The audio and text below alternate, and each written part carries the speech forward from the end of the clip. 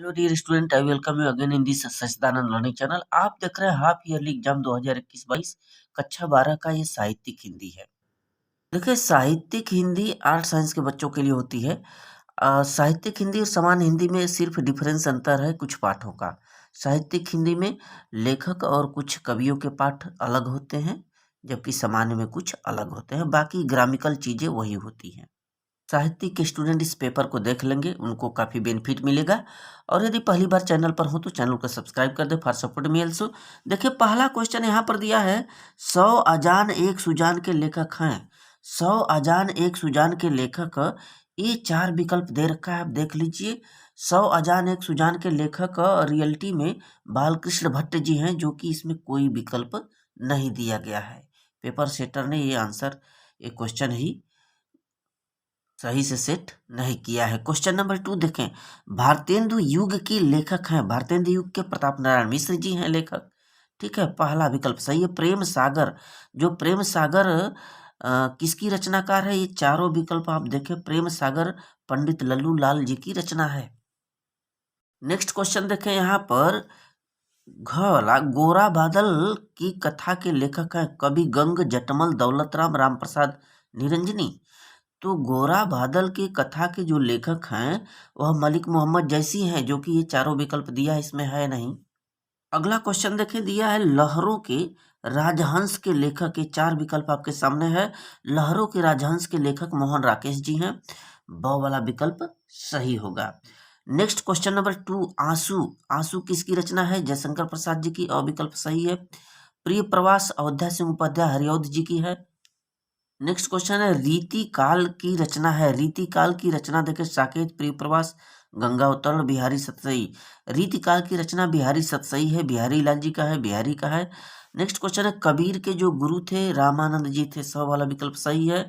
ज्ञानाश्रयी भक्ति शाखा के कवि इसमें कौन नहीं है? देखे, कबीर दास जी तो ज्ञानाश्रयी के थे ही, मूलक दास भी थे, रैदास जी थे, नंद दास नहीं होंगे। स वाला विकल्प सही होगा इसमें। प्रश्न संख्या 3 देखें, आपके गद्य पर आधारित दिया है। गद्य से लेखक कहता है कि मनुष्य सदैव पूजा प्रशंसा का पात्र बना रहना चाहता है, उसके साथ ही वह चाहता है कि अन्य मनुष्य उसके आसपास इस भाव से घूमते रहें और वे उसके सेवक बने रहें। इस प्रकार की जो वासना है, वासना में मनुष्य हमेशा कैसा होता है? इस तरह के क्वेश्चन दिए हैं। पेपर सेटर यहाँ भी थोड़ा मिस किए हुए हैं, वास्तविकता से हट करके दिए हैं। तो यह जो पंक्तियाँ हैं आपके गद्य से ली गई हैं, ये जैनेंद्र कुमार द्वारा रचित हैं और पुरुषार्थ शीर्षक से दिया गया है, जिसका पूरा नाम है भाग्य और पुरुषार्थ। ठीक है, इसमें इस तरह के क्वेश्चन दिए गए हैं, इसको आप देख लेंगे। संदर्भ वही है कि मनुष्य किस प्रकार से एक मनुष्य दूसरे मनुष्य को हमेशा फंसाए रहता है, अपना गुलाम मानता है, यही सब चीज़ें इसमें दिया है।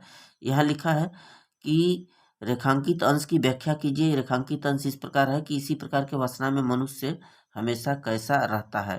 तो इस प्रकार की वासना में मनुष्य हमेशा सदैव फंसा रहता है। इसमें वासना का मतलब यह है कि एक व्यक्ति हमेशा दूसरे को सेवक मानता है। अगला, वह तो विधाता का दूसरा रूप है। पंक्ति का आशय क्या है? माने विधाता का जो दूसरा रूप होता है भाग्य, भाग्य होता है। लेखक ने भाग्योदय की तुलना किससे की है? तो सूर्योदय से की है।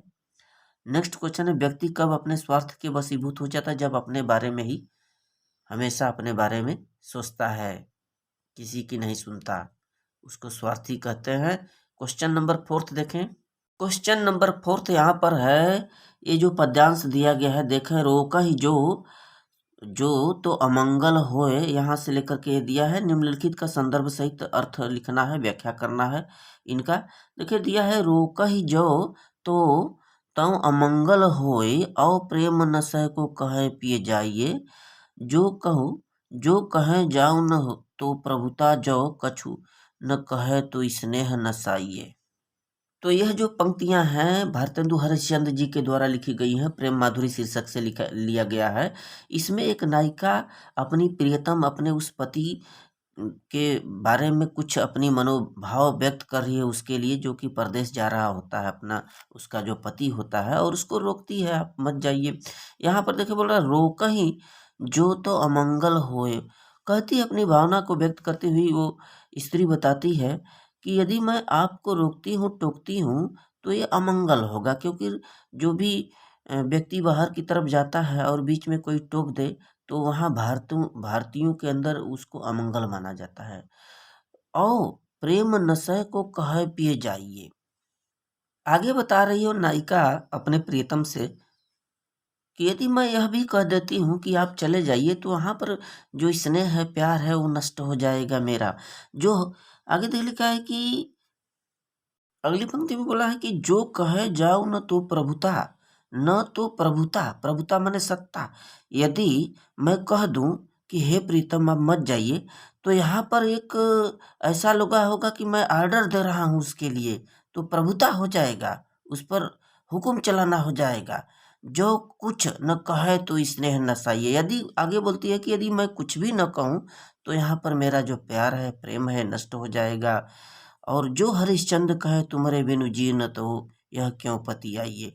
तो आगे हरिश्चंद्र जी इसमें बताते हैं कि वह जो नारी है, स्त्री है, वो बोलती है, कहती है कि यदि मैं कहूँ कि मैं आपके बगैर जी नहीं सकती, तो उनको विश्वास नहीं होगा, पति आइए उनको विश्वास ही नहीं होगा। तासो पावन समय तुम्हारे हम का कहे आप हमें समझाइए। अंतिम में वह स्त्री चतुरता पूर्वक बोलती है कि आप ही प्रियतम हमें बताइए, मैं आपको क्या कहूँ इस वक्त। तो ये संदर्भ सहित उसकी व्याख्या है, उसका अर्थ है, दोनों को देख लें।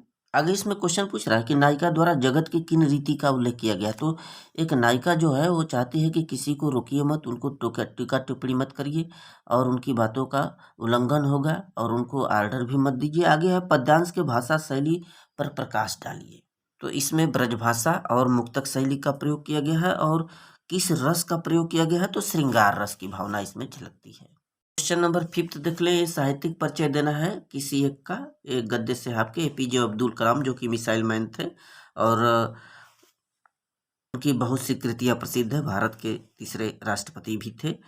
ठीक है, पंडित दीनदयाल उपाध्याय के बारे में देख लें, वासुदेव शरण अग्रवाल के बारे में देख लें। आपका काव्य से भारतेंदु हरिश्चंद्र, भवानी प्रसाद मिश्र और महादेवी वर्मा, किसी एक का जीवन परिचय देना है। आगे यहाँ से आपके खून का रिश्ता अथवा लाठी कहानी का सारांश लिखना है, देख लेंगे आपके बुक से है। फिर खंड काव्य के आधार पर आलोक वृत्ति में गांधी जी का चरित्र चित्रण करना है। फिर नीचे कुछ संस्कृत परिचयिका से आपके दिए गए हैं, इनका आपको भावार्थ लिखना है। राजा तस्यम लक्ष्यम दत्वा कालिदास, ये देख लेंगे आप।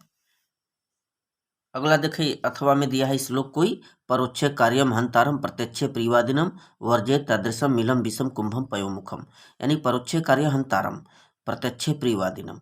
तो यहाँ पर बोल रहा है कि ऐसा जो दोस्त हो, मित्र हो, जो कि आपके सामने प्रिय मीठी मीठी बाणी बोलता हो, लेकिन पीठ पीछे आपकी हानि चाहता है, क्षति चाहता है। हंतारम वर्जते तदृशम मिलम विषम कुंभम कुंभम पयोमुखम। तो इस प्रकार के ऐसे जो दोस्त होते हैं, जो कि ऐसा घड़ा जो कि दूध से भरा हो, उसको विष समझ करके उसको वर्जित कर देना चाहिए, त्याग देना चाहिए। क्वेश्चन नंबर 9, करुण रस अथवा हास रस की परिभाषा देना है। करुण रस का स्थायी भाव शोक होता है, हास्य का हास होता है। यमक और उपमा अलंकार देख लेंगे, काफ़ी इंपॉर्टेंट है। वह यमक में तो एक ही जो शब्द होते हैं बार बार आए, परंतु उनका अर्थ अलग अलग हो। जैसे कनक कनक ते सगुनी, एक कनक का अर्थ धतूरे के लिए है, जिसको खा करके भी आदमी बौरा जाता है, और एक कनक का अर्थ उस सोने से है जिसको पा कर के ही व्यक्ति बौरा जाता है। रोला अथवा सोरठा छंद का लक्षण आप देख लेंगे। रोला में भी कुल टोटल 4 चरण होते हैं, 13-13 और 11-11 इसमें मात्राएं होती हैं। यह जो लक्षण होता है वो दोहे का होता है, जिसमें 4 चरण होते हैं। पहले और तीसरे में 13-13, दूसरे और चौथे में 11-11। दोहा का उल्टा आपका ये सोरठा होता है, जस्ट जिसमें पहले और तीसरे में 11-11 और दूसरे चौथे में 13-13 मात्राएं। क्वेश्चन नंबर 10 यहाँ पर दिया रहा, कोई एक विषय पर आपको निबंध लिखना। नारी शिक्षा बेरोजगारी हमारा प्यारा Bharatvarsh. So thank you student.